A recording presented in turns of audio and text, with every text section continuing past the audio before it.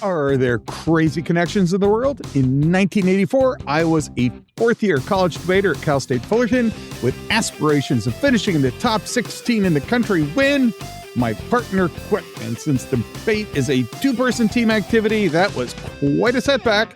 But then in January, I got paired up with this guy who was a sophomore, and we needed an argument that nobody else was talking about.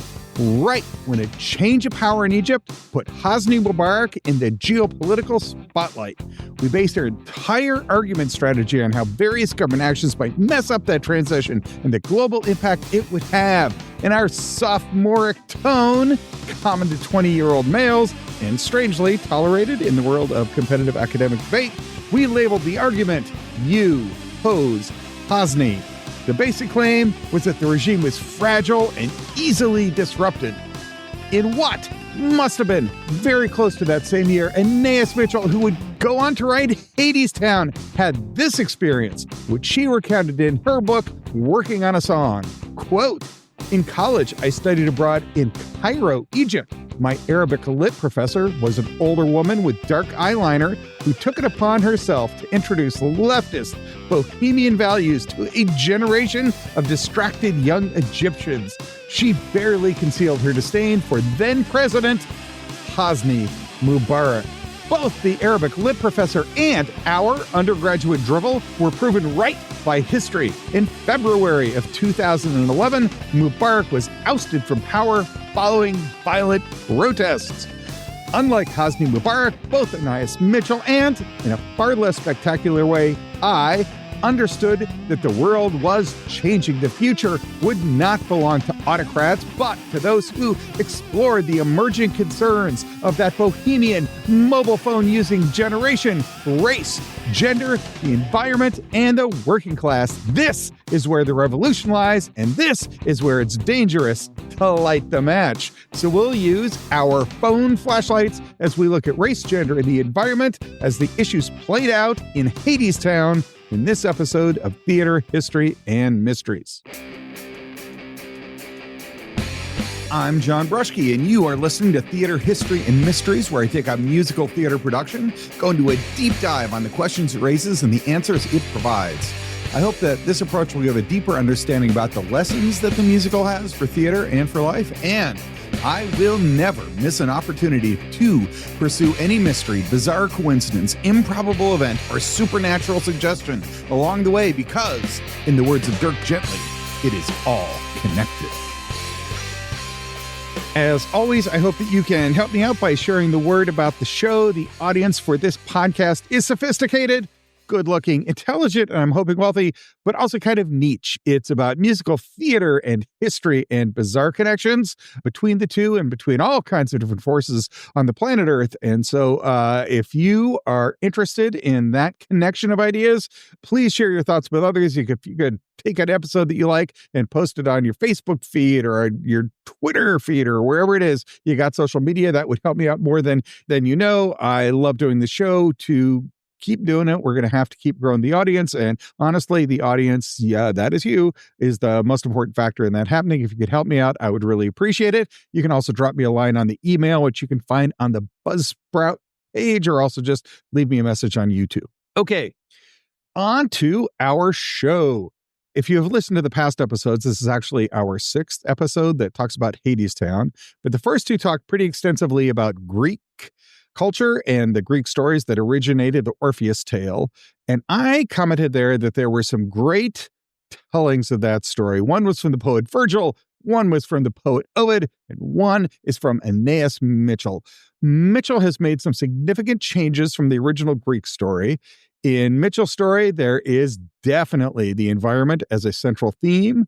Gender is definitely an issue that is treated differently. Race is an important consideration that many people have written about. And in our next episode, we are going to get to questions of class and economic divisions, and we'll talk about that more extensively. Now, there are those who will see each of these issues as absolutely central to everything that happens in the world. For example, if you were Karl Marx, you probably thought class was the single most important thing that anyone would ever talk about.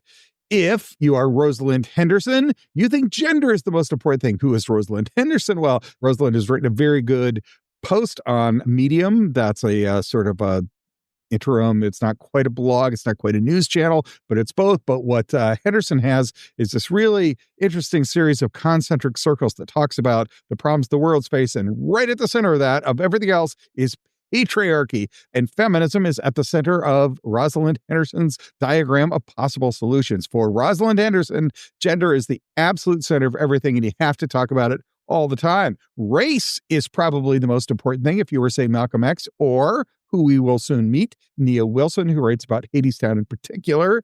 That is, for this group of thinkers, one way you can approach it is to say, you can talk about gender, you can talk about class, you can talk about race, you can talk about the environment, but at the core of all of it is a single central issue.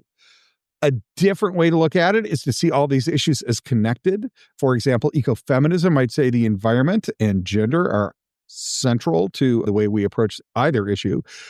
And the intersectional approach is to say that there are concerns and they overlap and they connect. Today, when we take on the environment, gender, and race as they play out in Hadestown, it's not going to be to separate them out, but to see how Hadestown deals with each one. So they may indeed be overlapping. They might have some commonalities. They might even have some crazy unexpected coincidences, but we're going to treat them separately, just to give each issue the depth that it deserves without taking any stance really on whether or not there is one that's more important than everything else. Although, as we will see, there is more than one critic who thinks that they know what the central issue is. So we are going to take on the question of class and class struggle and maybe revolutionary potential in our next episode. That'll be our 7th episode of Hadestown. But today, on episode 6, we're going to take on 3 of those issues. First, the environment, then gender, and then race. All right. So our first topic is the environment. And just as way of quick review, there are some important plot points. In the ancient stories, the Persephone and Hades myth is that Persephone is abducted. She is attractive. Hades swings by in a chariot, sweeps her off, abducts her, probably rapes her, but then they become a couple. Demeter gets really mad about this treatment of Persephone by Hades. Zeus intervenes, and eventually they work it out so that Persephone will spend half the time in Hades and the other half on Earth, and that explains the difference in the seasons. That's the origin myth in ancient Greek culture for why it is the seasons change.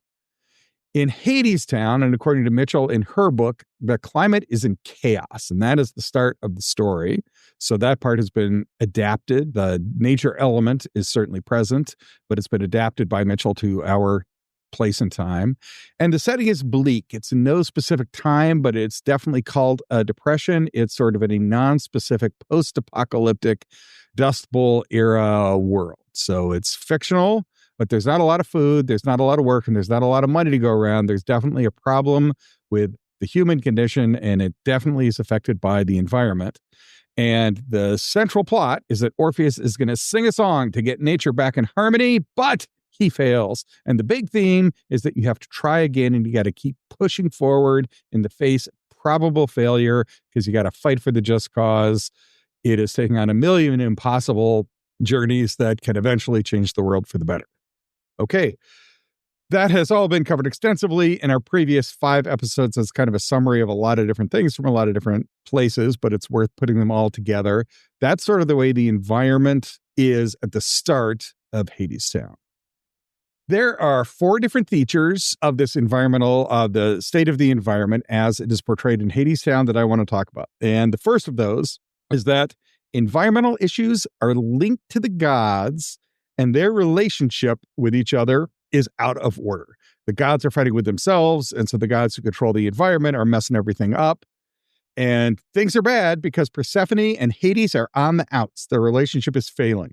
Jared DePrado of the Sacred Heart University writes, quote, "The revision process in Hadestown reveals the extent of the environmental issues stemming from the gods who are driven by selfishness. By watching the underdog on stage use his or her wits, not only to survive, but to live a better life," end quote. And then I realize that's kind of a sentence fragment. He's saying that we watch that happen on the play, that the essential environmental situation is that there are these powerful external entities, what the Greek called gods, that are responsible via their own relational selfishness and their own relational problems for the destruction of the planet or the vacillation of the environment.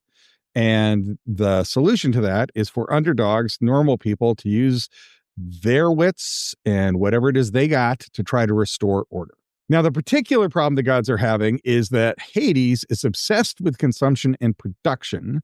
And the problem Persephone is having is that she's turned to alcohol to kind of withdraw from the entire situation. DePrado definitely says that, and another author that we're going to meet in a second, Schrader, both draw on this theme. So that's sort of what's going on, and that's the explanation that Hadestown gives for why it is the environment's a trouble. Now, this whole situation, however, causes deprivation for humans, and especially for Eurydice. She's trying to make ends meet. She's working as a server, maybe a worker, or some other role in a New Orleans-style jazz club, but it's definitely not enough. She cannot get by. She can't get the food she needs. The shelter is insufficient for the environmental degradation that surrounds her. Okay, although Mitchell at various times has just said it's kind of post-apocalyptic, there's a reasonably, without being super specific, although there's no doubt that Mitchell thinks that the climate crisis and global climate change is really central to our current environmental crisis. It's not stated as explicitly as you might think in the show, given the amount of attention that particular element of the show has gotten. But there's definitely a reasonably tight link between the show's plot and climate change. Valerie Lynn Schrader of Penn State was writing in Studies in Musical Theater, that's the name of the journal, and has this rather extensive quote that I think does a pretty good job of summarizing what everybody kind of sees in the show. Quote, "Climate change has long been a topic of debate. While some deniers insist that human-made pollution is not impacting the Earth in ways scientists claim, most scientists and world leaders, as indicated by the Paris Agreement, recognize the dire consequences human-made pollution is having on the planet. In September 2021, the United Nations reported that even with all countries meeting their agreed-upon emission reductions, the global average temperature will rise 2.7 degrees by the end of the century, resulting in deadly heat waves and rising sea levels. Hadestown's audiences are likely to view the weather changes in the show through a contemporary lens that focuses on combating climate change." End quote. That just kind of shows, yeah, the show is definitely not just about the environment writ large, but it has particular relevance to the topic of climate change. And climate change is pretty bad, that everyone agrees that it's happening, with the exception of some deniers who are pursuing their own agendas. But it's not just bleak, but even if the world does everything it is currently trying to do to stop global climate change, we're still in trouble. We are going to see some pretty bad environmental impacts. Climate change is also linked to global exploitation, in particular of the workers in general against the owners of corporate industry, and the countries in the North, which tend to be wealthier, against the countries in the South. This quote comes from Jason D. Lara Molesky. He's an assistant professor of English at St. Louis University by way of a PhD from Princeton, writing in 2023. Quote, "No one risks oversimplification then in recognizing that Hades in the play represents a modern variant of what he has always represented. In effect, he is the brute, paranoid impulse of capital for expansion and control, the quintessence of the company town to which he has given his name. Dressed in a pinstripe vest and sharkskin boots, Hades appears half mafioso, half oil magnate. His works, he brags, are fueled by the fossils of the dead, a phrase that refers in this context not only to fossil fuels, but also to his exploited workforce of underworld shades. With this line, which Hades rumbles while the workers pantomime exertion, the play intimates that the extraction of fossil energy involves also the coerced extraction of labor, yet again linking climate chaos to the unjust class arrangements exemplified in the figure of the company town." End quote. So those are the two themes that you can easily find it. As Molesky says, you can't oversimplify it by understanding that this show's about climate change, and then that climate change is linked to the exploitation of the workers and the exploitation of the environment. And you don't have to be a hardcore Marxist to believe that, yes, the whole Gilded Age, the introduction of fossil fuels is generally driven by corporate profit, kind of gone amok, and without enough attention being paid to the environment. Here, I'm going to turn to Abigail Voss, who wrote a master's thesis for the University of Witwatersrand in Johannesburg, South Africa in 2023. It's a fairly extensive commentary on Hadestown and the environment. And for Voss, the show embodies the theme of environmentalism and anti-capitalism and anti-industrialism, and that the pain that Persephone and Eurydice and ultimately Orpheus are experiencing reflects the pain of the global South. Persephone represents the earth and that how it has been violated by a masculine industrialist, although she herself is partially to blame. It's sort of a personification of the earth and the inhabitants on it, the role of Persephone and Eurydice. And setting the thing in New Orleans, says Abigail Voss, is a callback to the Hurricane Katrina incident. And that showed a whole bunch of connections because that was definitely an environmental impact. It definitely was probably linked to climate change, and it definitely had an impact on some racial groups more than it did on others. Voss points out that in the show, there's a stone river and finds that to be a metaphor for industrialization and pollution. And Voss particularly identifies Persephone as a good ecofeminist character because she embodies the intersection between women and divinity. And Eurydice comes to the play as a woman from the operatic tradition, says Voss, who is undone by men, first by Hades. Hades kind of tricks her into coming to Hades, and then it quickly becomes clear that that's a bad deal for Eurydice. She will get to have some material wealth, but mostly she too will be oppressed. And then she is betrayed by her lover, who, famously Orpheus gets to the edge of hell and then turns around and looks at her, blowing the deal and sending her back to hell for all eternity. Now, I will say, and if you're interested, please go back and listen to the first episode here. It depends on whether or not you believe Virgil or you believe Ovid. Now, in Virgil's story, definitely Eurydice is sold out and frustrated that the Orpheus looks back. But for Ovid, that's not the case. It's just an act of love, and it's a very forgivable one. But for Abigail Voss, anyway, Abigail looks into the show and sees a whole bunch of these connections, that there is industrialization, which is linked to the oppression of women, and that those two things are definitely intertwined, and that their race is also playing a role in it. And so those connections are at least easy to see in both Voss and Molesky. Voss sees the show as drawing a straight line between capitalism and patriarchy and violence against women, and Molesky draws a pretty straight line to worker exploitation.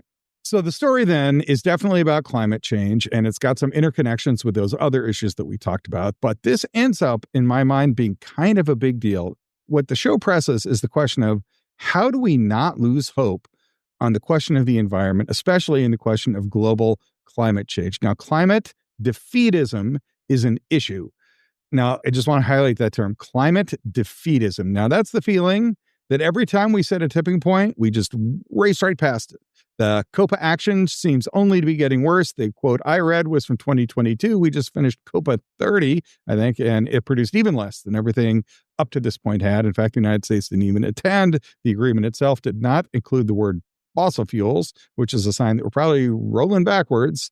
The promises that are made aren't kept. The other phrase I've seen people use is eco-miserableism. Anyway, it's a real problem that people are just giving up hope. What do we have to do to stop climate change? Well, one thing is we have to not stop trying. And the messages that come out about the climate, and by messages, healthy dose of them are just straight up facts. It's easy to give up hope and decide there's not that much you can do. As one human being, your efforts are useless and futile. And all those connections probably just make it seem even more daunting. Like, oh, did you want to address the environment? Well, first you're going to have to address all of patriarchy and all of capitalism and exploitation and elite power structures and the North-South geopolitical matrix. I mean, all that's probably true and those connections do exist, but hearing all that can make it even more overwhelming. You're not just fighting fossil fuel, you're fighting much larger structures. Now, one read is that the Hadestown story is hopeful. This comes from Voss, and Voss finds that the relationship with Eurydice and Orpheus is based on their ability to heal nature, and the same is true of the relationship between Hades and Persephone, that if those relationships can be repaired, then nature can be repaired, and music and poetry can play a part, maybe an important part. Maybe if there's just one song out there that's good enough, that can restore harmony to nature. Maybe if we can just get a couple of these relationships from toxic to functional, the world's got a chance. But the musical and the Orpheus story itself does not end in a way that makes it clear that any healing is possible. Orpheus turns around, Eurydice goes back to hell, and then in the various Greek stories, Orpheus has some other stranger fates that I encourage you to listen to the prior episodes to learn all about. But in the show, it's just kind of over. Orpheus fails, and that's the end message. But we then end by toasting Orpheus. In the book, Mitchell's book, Working on a Song, it very clearly ends. The last couple pages that she devotes in that book is that the point of the story is that there are significant benefits to trying. That why is it we toast Orpheus at the end against the impossible odds? And even after he's failed, well, it's an old song. It's a sad song, but we're going to sing it again. And we are going to toast Orpheus because he tried. He took on the impossible odds, and maybe he lost this one, but that doesn't mean that everyone's going to lose all the time. And the message we are to take from that is not, Orpheus, you're an idiot, why did you turn around? Or failure is inevitable. It is that failure is constant, but that doesn't remove the value in continuing to try. And I will say that just seems prescient. In a world where the climate situation started as bad when this story was being written in 2006, when Mitchell wrote the very first incantation of Hadestown, to the year 2025 and 2026 by the time this episode is released. What's the main problem we face with the climate? It's people are giving up. They're giving up because it's too hard. And Mitchell's answer to that has been in that show for the last 20 years, is that there's value in trying. Don't give up, is Mitchell's story. Now, there are others who take a look at that show and come to with less optimistic conclusions. Jean Alvarez and Patricia Salzman Mitchell wrote an article that appeared in a journal called Classical World in the year 2025. So it's hot off the press, just came out last summer. They both work at Montclair State University. Here's their quote, "At this moment, all humanity in our tragic condition is in sympathy with his failure of trust. Like the classical Orpheus, our Orpheus abandons human community once so important to him, whom he has failed. The lasting reconciliation with nature did not appear, although the seasons seem to regain their balance, and yet there is some further hope remaining, although it is difficult to figure out precisely where the hope lies," and quote. And then they cite Molesky, who says that the play is a desperate embrace of the Sisyphus futility. Sisyphus, of course, is the guy who has to push the rock up the hill for all eternity with no hope of success ever. So I'll just say, I get where they're coming from. The story does not end with Orpheus does sing a song beautiful enough to restore the balance of nature. It ends with Orpheus looks back and Eurydice goes back to hell forever. And presumably Orpheus just ends as a hideous failure. So when Alvarez and Salzman Mitchell write their quote, "It is difficult to find out precisely where the hope lies." Yeah, I get it. But putting it all together, it ends like this. There's general consensus that our climate is in trouble. There are a tiny group of industrialists, they would literally fit on 2 school buses, who really don't care, but they're the ones calling the shots. They're the corporate CEOs of the big fossil fuel producing companies. And the core issue is that that small group of people have some sort of drive to consume and to dominate nature and to keep themselves in incredible levels of power. And that might just kill us all. This sounds a lot like a Greek tragedy and also very psychoanalytic criticism. Why is it a small group of people would be so power hungry that they're going to pursue things that are going to kill us all and then come up with weird ways to justify that they're doing it? You can't really justify that in rational terms. Maybe you need some kind of criticism or psychoanalytic analysis or some delving into the relationship of what allows this arrangement to exist, which we'll get to in a second. But that does seem to be the situation that we're in.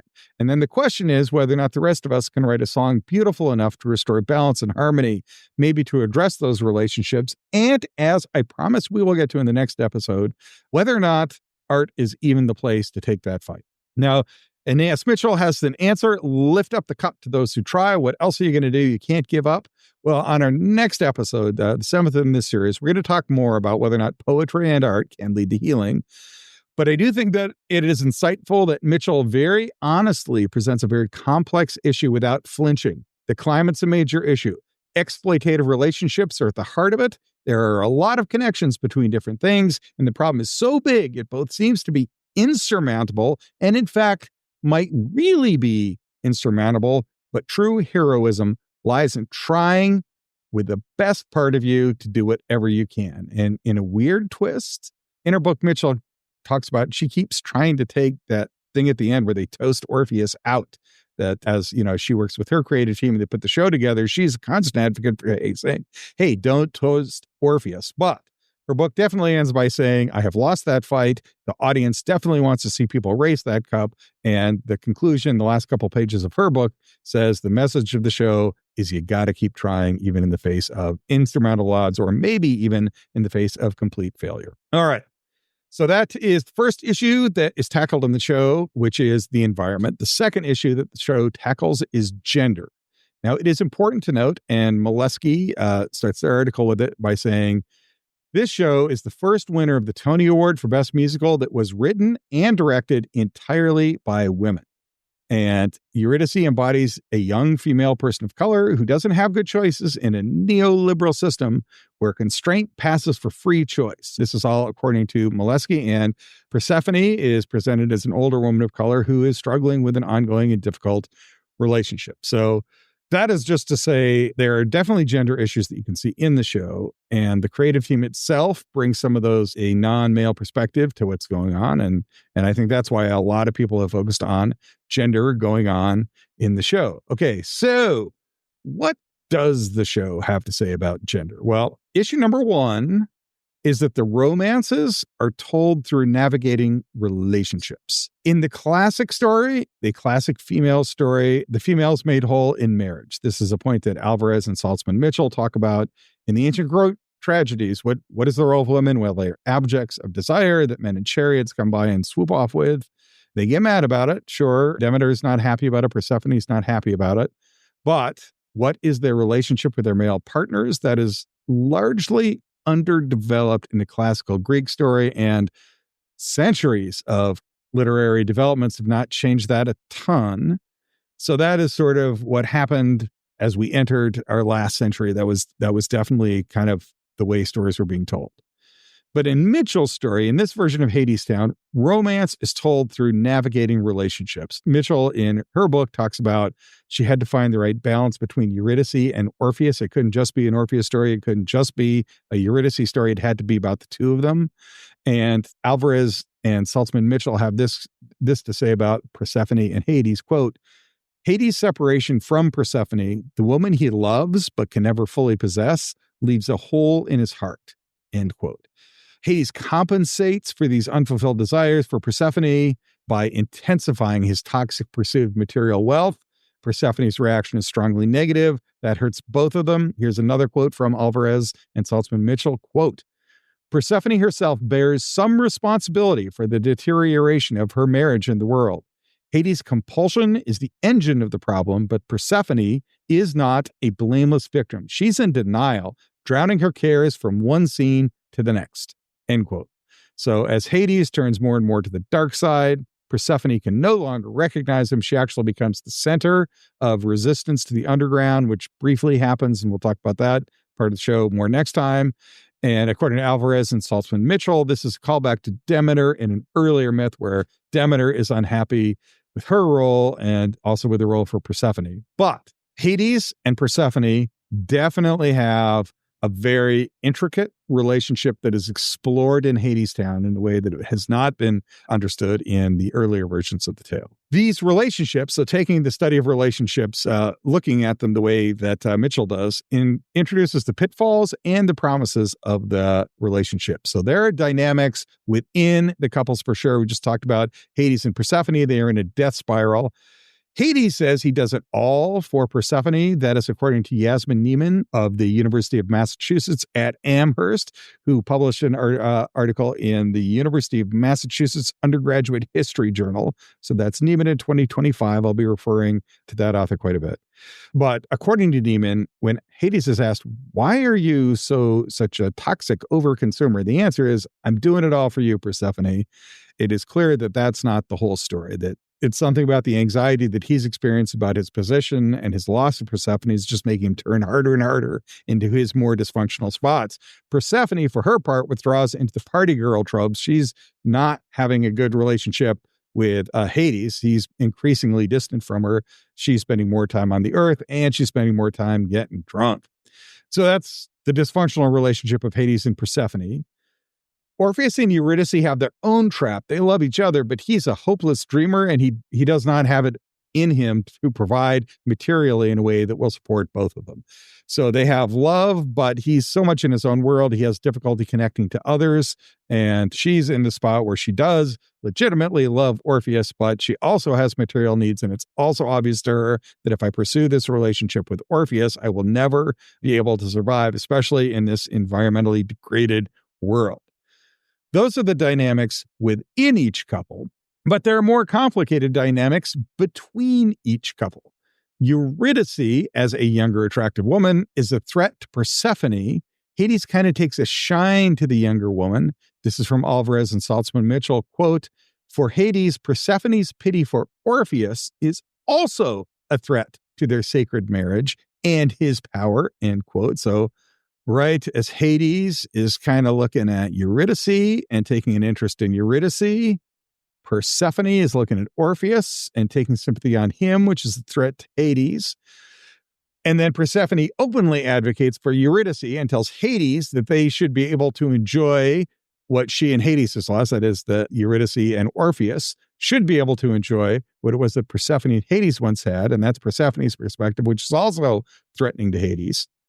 Hades, on the other hand, also knows his own doubts about Persephone. He knows how he feels about Persephone, and then he figures Orpheus must have these same problems in his feelings with Eurydice, so he uses that against him. Hades uses that against Orpheus by setting up this thing like, if you totally trust her, you can get out of hell. And I'm betting you don't totally trust her because I know how I feel about Persephone, and I'm betting you feel the same way about Eurydice. Alvarez and Saltzman Mitchell link this to a notion of male fragility, that they're not, males take their ego support in achievement. And so they both, Orpheus turns more and more into higher and higher musical achievement. Hades turns more and more into higher capitalist achievement. And that's where they try to find themselves when they really need to be reaching out and connecting to the women in their lives, but they can't do it because they're both fatally flawed. Orpheus, for his part, knows how he feels. He is in love with Eurydice, and so that is what he uses against Hades. He sings to Hades, "Hey, man, remember what it's like to be young and in love? If you do, you gotta give me a chance here." And that's just a lot going on. How all of that resolves isn't really what I'm getting at here. I'm just saying there's a lot of complexity in there, and ultimately the action in the show is driven by each couple's need to reconcile. I just saw a production of 12th Night. It was put on by my daughter's high school, by the way. Awesome production. And that is the high school, by the way, that Michael Despars, who we've had on the show in a previous episode, talk about. But in that show, it's Shakespeare. It starts with there's like 3 or 4 different romantic couples, and they all are messed up. And so everything that happens in the show is those couples trying to reconcile their relationships. And ultimately, that same thing is what's going on in Hadestown, that the couples have their relationships messed up, that is messing up the world around them, and the attempt to reconcile those relationships is what is driving the action. According to DePrado, the older couple resolves on trying to get their marriage saved as Orpheus and Eurydice head off, and so it all kind of works, or at least it has the possibility of working, that those different, remember what young love is like, is what moves the couples forward. And we have these anxieties and we don't trust each other. So it moves these couples backwards, it all ends in tragedy. But those are the dynamics that are driving the plot. This definitely has the effect of rounding out the characters in the relationship. And according to Alvarez and Saltzman Mitchell, this gives it more of a feminine lens. It's not just we get married and then we're happy, or it's a rom-com and the whole thing is, can we really get together? And then we do, and it's great. This is to say all the characters have depth, and all the relationships are complex, and the characters have to grapple with that. And that, according to Alvarez and Saltzman Mitchell, puts it in a feminine lens. According to Neiman, which is a variant on that theme, it's about trying and failing, which is, of course, the ultimate point of the show, and the human condition and human feelings and failings. And for Neiman, this includes relationships, that it is you try and you fail with your song to save the world, but you also try and fail to make your relationship perfect or mutually satisfying, that just over time, there's a lot of challenges relationships face, and working your way through your failures in relationships is just part of the human condition. Okay, so the first way the gender plays out is with rich, complex relationships with struggles that come to indefinite conclusions. This is far more than the flat romances or a woman whose story ends with getting married and becoming a wife. It goes way beyond what the ancient Greeks did, including both Ovid and Virgil, where a beautiful woman is mostly an object of desire for a male figure in a chariot to abduct and reproduce with. So one thing that Mitchell has done successfully is to add relational depth and complexity to the Orpheus story as she tells it in Hadestown. So that's the first gendered theme. The second gendered theme is the idea of a provider versus a lover. Now, according to Charles Siegel, who we met in a previous episode, I believe he's at Brown University, Orpheus is interesting in literature because he's the first champion of love. And according to Mitchell, Orpheus is a hopeless dreamer. Hades is a toxic but sexy older male with a lot of cash. He's powerful if Henry Kissinger is right. And if you look like Henry Kissinger, you really hoped it was true that power is the ultimate aphrodisiac. Hades has got a lot of aphrodisiac on hand. So Orpheus is a champion of love. He's a young, hopeless dreamer. Hades is toxic but older and very powerful. And this definitely puts a uniquely feminine choice right in front and center of the plot. Do you choose the provider or do you choose the lover? And what you'd like is to have them both, but as has just happened so many times since Western culture and society has been formed by 2,000 years of privileging males and disadvantaging females, it is a very difficult choice that many women have to face. Do I pick somebody that I think can make me emotionally happy? Or do I pick somebody who can provide for me materially? And what do I do if I can't have both? So Eurydice is essentially put in that choice. She's forced by circumstances, and surviving on her own isn't really a choice. So she's got to pick. And then the choice is that she decides she's going to go with the older male. Now, this is sort of a callback to at the beginning, Hades and Persephone's met in a garden and he fell in love with her, and she rejected the security of her mother's garden because she was overwhelmed by the intensity of Hades' love and desire, and the upper world was not yet Hades' enemy. That's according to Alvarez and Saltzman Mitchell. That is true. That is one interpretation of the Hades and Persephone story. The other story is he just abducts her. But if Alvarez and Saltzman Mitchell are correct, then the choice that Eurydice is facing between a lover and a provider was originally faced by Persephone and Hades. Now, it is true that Orpheus's love broke Eurydice out of sort of rootless isolation, but then she becomes so cold and hungry, and Orpheus is no help, and the fates are around seeing her, kind of taunting her with that. And so Eurydice chooses to leave, which ends up being a difficult choice for her, and it ends up being a betrayal. As soon as she makes the choice, Hades was like, oh, you thought you were going to have a cushy job here in hell? Heck no. Get in that line. You're about to start losing your memory, and you're just another worker to me. So I am making much of that older, powerful male and the relationship to Eurydice. In earlier versions of the play, it was a full-on sexual betrayal. That is, that Eurydice leaves Orpheus to take on Hades as a lover. But in recent Broadway version, it's a momentary weakness. There's an implication that Hades is hitting on Eurydice, but Mitchell makes it very clear that it has to be a more difficult choice for Eurydice than that. It's not just a sexual one that is still present. It is simply implied. At the end of all that, Alvarez and Saltzman Mitchell say modern audiences relate more to Eurydice than Orpheus now. And I do think that centers it as a gendered choice. Eurydice has got to make a difficult choice, and Orpheus can kind of afford to be more of a dreamer. He's also more of a god than she is. He's also more favored by the gods than she is. And he's also got more natural talent that can bail him out. And so Eurydice is in a tougher spot, and that is a gendered situation. And so the choice between provider and lover is something that Eurydice has to make, and Orpheus does not. Theme number 3, violence against women. This comes straight from Alvarez and Saltzman Mitchell. Persephone sees herself in Eurydice. And according to these two authors, human life has sort of a divine pattern of violence that is passed down from one generation to the next. And if you read the ancient Greek stories, that's not uncommon. Gods are fighting each other. They're killing each other. They are betraying each other. They are betraying humans. They are mating with humans. They're treating humans poorly. And this violence just keeps getting passed down from one generation to the next. And so one feature of the ancient Greek stories is it's not like they end with they have happy endings or hero overcomes everything and then it's great. It's more like you just try to get through the next day, and the hero is the one who can survive a world that's generally trying to kill you. They cite some authors who think that this version of the story whitewashes the violence and the rape of Persephone, but their conclusion is that in this version, she is given some agency. That is, that Persephone is less just a victim in the Anais Mitchell version of Hadestown than she was in the original Virgil and Ovid versions of the story.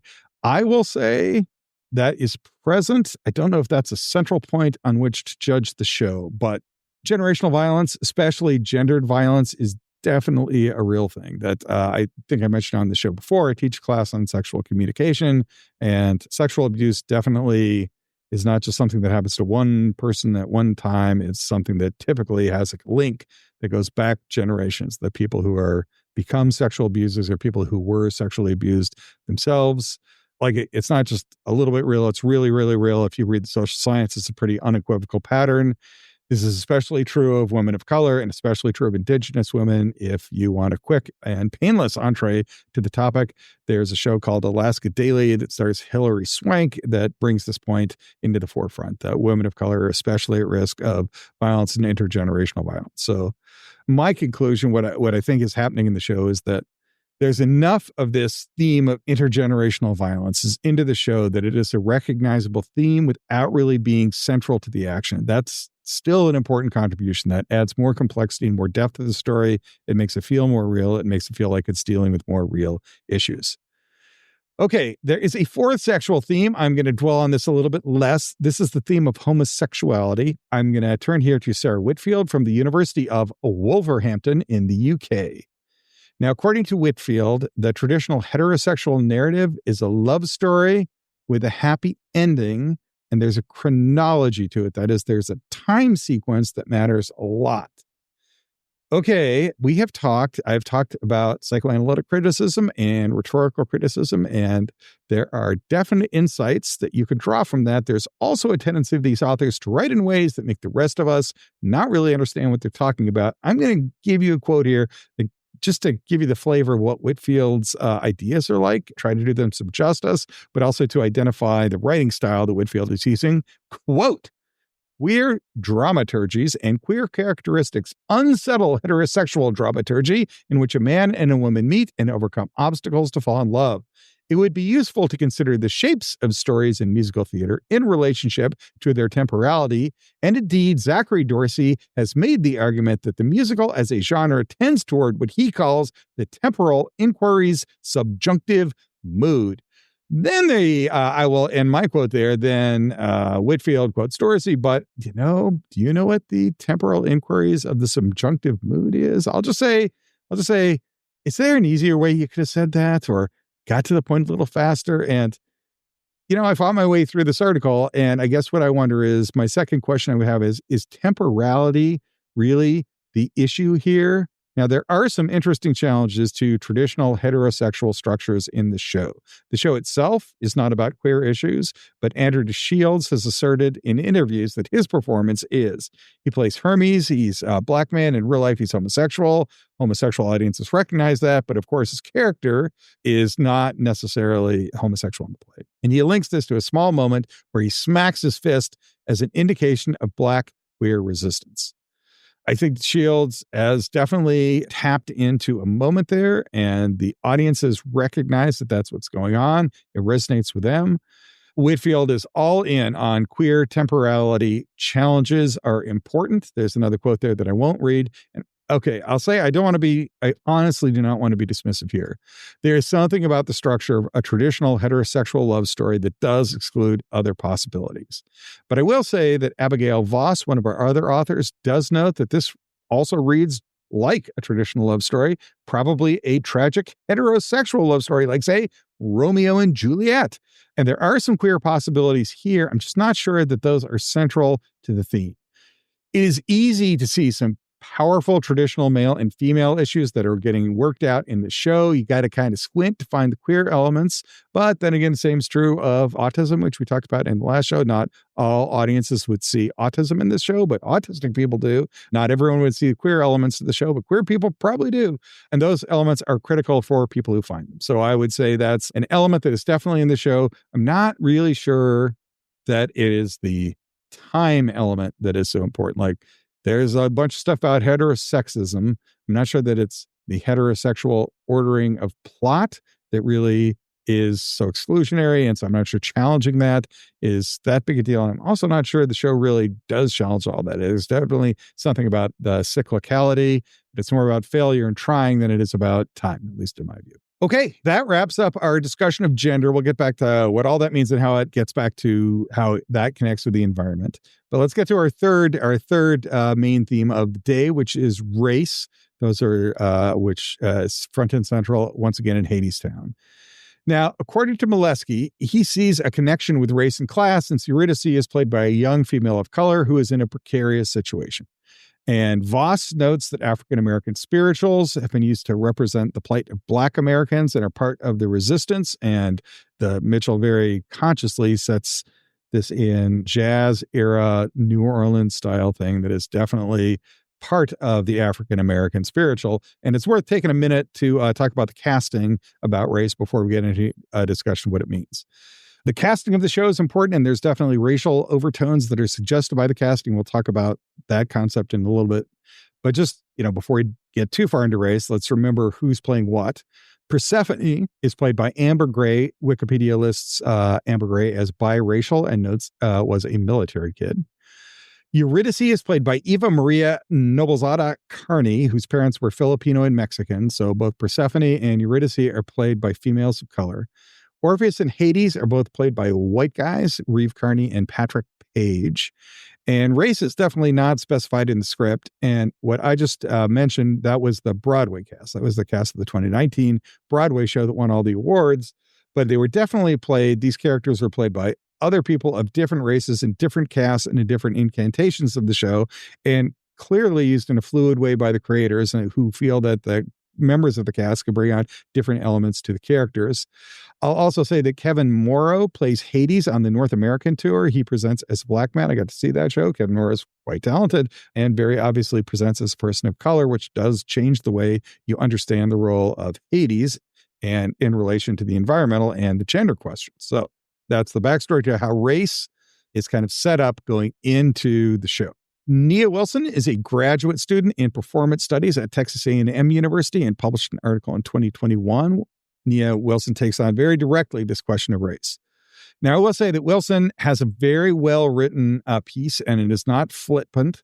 It's very consistent with what people write about white supremacy and the white supremacy literature. It's also a 6-page article. It's not like the 25-page long academic full-blown treatment, but Nia Wilson is doing a very competent job of taking those ideas and deploying them and is taking on the question of race centrally. And here's how Nia Wilson sees it. She cites some interviews with casting directors who talk about thinking about race as they're trying to tell their story.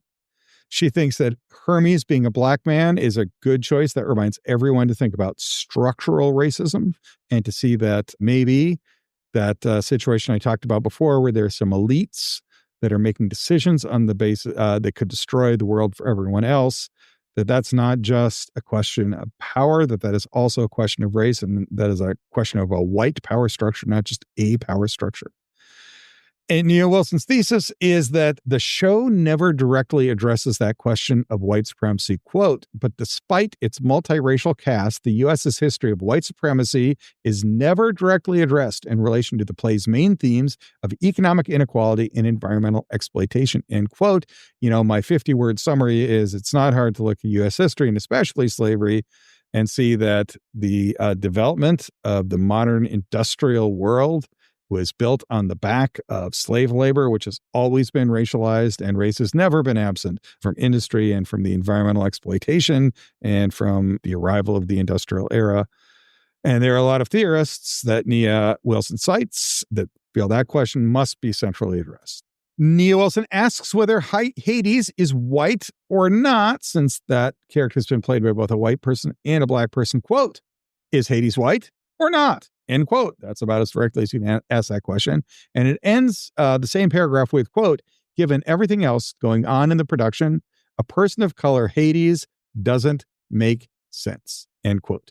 And then separately, quote, Hadestown openness to casting Hades as an actor of any ethnicity lacks a commitment to critiquing historical and contemporary white supremacy, end quote. Wilson does believe that the final message is that storytelling is a repeated act of hope, but is very skeptical about this. Quote, "The flexible approach to casting, while inclusive, hampers the production's ability to take aim specifically at white supremacy. The production does not make clear how class, exploitative labor, and xenophobia are intertwined with white supremacy. Hadestown avoids going beyond a liberal, we're all in this together, by rendering the workers as a multicultural ensemble devoid of specific racial, ethnic, cultural, or gendered identities and experiences. It is understandable that in trying to weave together so many political themes, Hadestown's creative team chose to focus on economic inequality and labor exploitation rather than race." End quote. And Wilson also notes that Orpheus is frequently presented as a white savior who can save us, the white guy with a guitar. That is Wilson's critique, and the risk of simplifying it is essentially that the show raised the question of race, but then failed to explore the question of white supremacy as a central driving factor in the forces that are currently leading to climate change and destroying the environment. My take is that the show is addressing a solution more than the problem. What is the point of the show? It is that art and trying are important ways to produce political change. We will get to whether or not that's effective next time. Wilson's critique, however, focuses not about the solutions, but the failure of the show to go deeper into the causes. Now, knowing the cause is important to a solution, but it's not the whole solution. And if what you want to talk about is how does art, how do relationships, how does the never-ending willingness to try play into the solution, failing to completely lay out everything that has gone into the problem, I think is a more forgivable shortcoming. You know, what Wilson talks about is how Wilson is gauging what the audience's reaction is going to be. I think that Wilson might be overgeneralizing, but I don't doubt that Wilson or anybody else who's really steeped in the white supremacy literature does react to the show the way Wilson does, but I don't think everybody has as many problems with a multiracial cast as Wilson does. It kind of gets to the question of what's your overall theory of what a critic is? Do you want to take the show as what it tries to do and judge it in those terms? Or do you want to identify what show you think should have happened or criticize the choices that the show make? If you want to criticize the choices the show makes, or I think you get to do what Wilson does to say that it aimed at the wrong thing at the beginning. So no matter how well it does it, it's never going to realize its full potential. And it might play into some multiracialism that is a problem for you if you believe that we need to focus on white supremacy. If, on the other hand, you want to say, well, the show isn't really taking that question on, it's taking on these other two questions about solutions, not causes. What did you think of that? Then I think Wilson's criticism misses the point a little bit. I also think that you need to look at some other shows. This is not the only Broadway show that has done the multiracial casting. What do you make of Hamilton? The clearly cast of color. They didn't really centrally address white supremacy. It lurks in every scene, and it's very obvious that you're playing people who are historically white by performers who are people of color. It's there, but it does not centrally address the question of white supremacy in a way that I'm sure Nia Wilson would have wanted to do. What do you make of Jesus Christ Superstar? If you think that Hades cannot be played by a black man in Jesus Christ Superstar, Ben Vereen plays Judas. Judas, others have said, is the most hated name in history, but everyone was kind of okay with Ben Vereen playing that role, kind of, because he played it so well. It might not the same be true of whoever it is plays Hades. If you play it great, should that role be unavailable to people of color? What do you make of The Wiz? WNYC called that a black take on The Wizard of Oz. It came out in 1974. It had Diana Ross. It had Michael Jackson. It also had Andre Shields in it. Was that failing? Was that you're using a black cast to play characters that were not originally written as black, but did it fail to deal with white supremacy centrally enough? What do you make of Wicked, which is out in the theaters now? There's, a person of color made in green makeup that is sold out by a white person after a hero's quest. Anyway, there's a lot going on there. And I guess what I'm saying is there's not a single formula for saying how is it you must address race in your cast. And I'm not saying those shows disprove Nia Wilson's point, but I am saying that if you're going to go all in on a multiracial cast must address the question of white supremacy. I think you should at least talk about the other shows where that has been the same question and at least figure out how you thought they dealt with it. Now, I will also say there's the curious case of Clarence Thomas, the famously very, very conservative Supreme Court justice of color. I think if you were to look at what the current Supreme Court has done and what it's done with Donald Trump's agenda, if you were opposed white supremacy, you would say this court and Clarence Thomas in particular have been very strong advocates for white supremacy. Well, if that's true, then it might also be the case that it is possible for a black man to be fully complicit with part of the white supremacy agenda. And if that's true, I do think that changes up what you would say about Hadestown and its treatment of race or its treatment of multiracialism. Neil Wilson makes a strong case from the perspective of a white supremacy critique. I take this as sort of in the same way I read Hamilton. Casting is obviously making a racial statement, but the plot mostly puts that in your peripheral vision. I think Hamilton is ultimately a win for more inclusion and for shaking up whiteness and for challenging some taken for granted assumptions. And from my perspective, letting the characters have richness across racial characteristics is a net positive thing. I do think there's much to be said for critiquing white supremacy. I'm not sure every show has to take that on as a central thing, or every show with a multiracial cast that addresses questions of oppression and industrialism needs to make that its exclusive focus. And I think there's progress on multiple fronts. And isn't that kind of what the show is all about? Okay, that has been a lot. We have taken on the three of the many big important questions of our day. We've taken on race, gender, and the environment.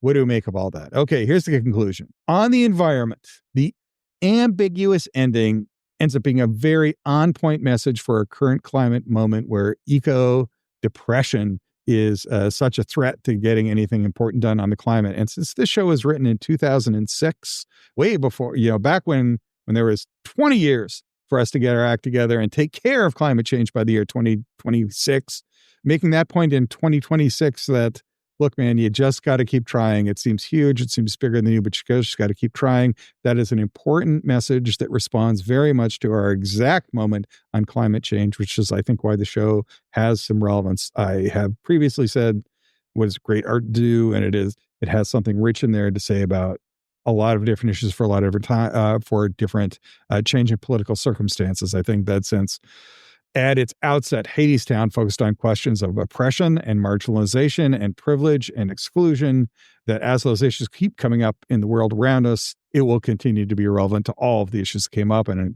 climate, at least, I think it really hit the nail right on the head.